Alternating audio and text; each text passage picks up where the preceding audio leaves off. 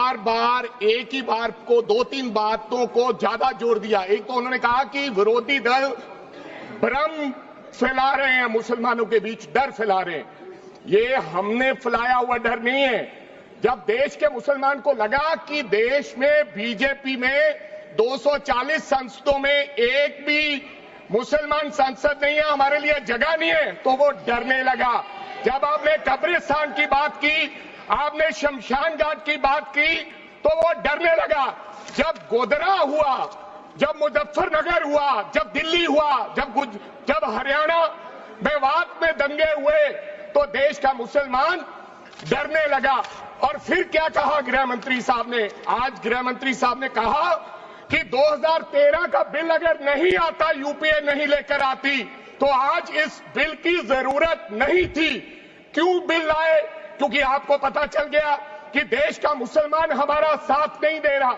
हमने हथकंडे अपना लिए, हमने आरएसएस की नीति अपना ली, हमने डंडा अपना लिया, दंगे हो गए, लेकिन मुसलमान हमारे साथ आने के लिए तैयार नहीं है। फिर आपको पता चला, आपने एक और अंकड़ा दिया, आपने कहा 1913 से 2013 तक केवल 18 लाख मुसलमानों का जमीन था, और 2013 से अब तक 21 लाख और हो गया, यानी कि 39 लाख टोटल जमीन हो गया। तो आपको किसी ने समझाया, मुसलमान को अगर आपके बस में करना है, ये आरएसएस की नीति नहीं अपनाएगा जितनी देर आप इनकी सास प्रणाली बंद नहीं करोगे, अगर वक्फ बोर्ड नहीं छीनोगे, अगर जमीनें नहीं छीनोगे, तब तक मुसलमान आपके सामने झुकने वाला नहीं है। जैसा आपने पंजाब में करने की कोशिश की, किसान झुका नहीं, पंजाब के लोग नहीं झुके, सिख नहीं झुके, तो आपने एमएसपी का झगड़ा आज तक डाला हुआ है कि किसान की सास प्रणाली बंद कर दो तो पंजाब अपने आप झुक जाएगा।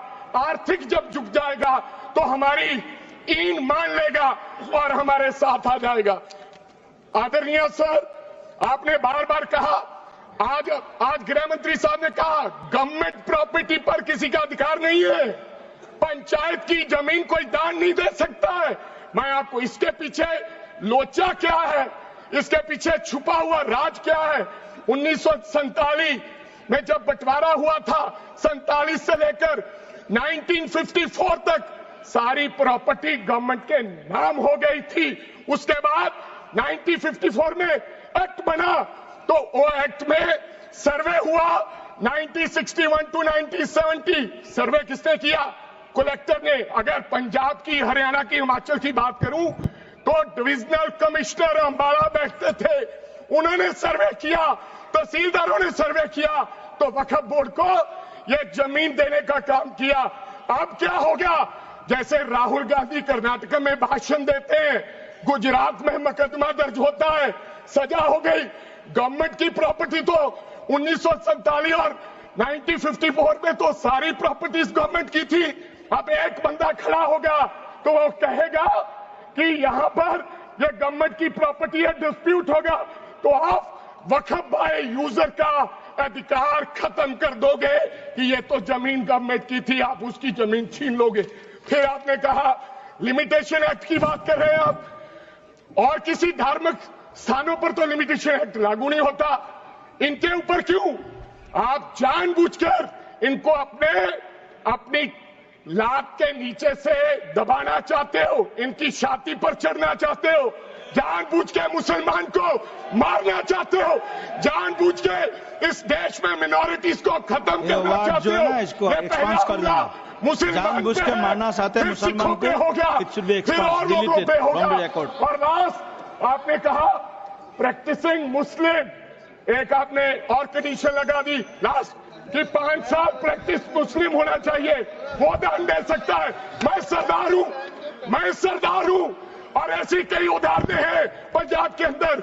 अगर किसी मुस्लिम के पास कब्रिस्तान नहीं था तो सरदारों ने अपनी जमीन देके कब्रिस्तान बनाए। ये कौन सा अधिकार है कि मैं किसी को चीज दान देना चाहता हूं? और इसको कौन बताएगा? रिजू साहब ये बताएंगे कि ये प्रैक्टिसिंग मुस्लिम है या नहीं है। ये सरासर अन्याय है। कल को श्रोमणी गुरुद्वारा प्रबंधक कमेटी 1925 का सिखों का जो एक्ट है आप उसमें भी संशोधन करेंगे। आपको लगता है पहले मुस्लिम मारेंगे, फिर सिख मारेंगे, फिर क्रिश्चियन मारेंगे। ये आपकी सोच है और मैं बिल का विरोध करता हूं।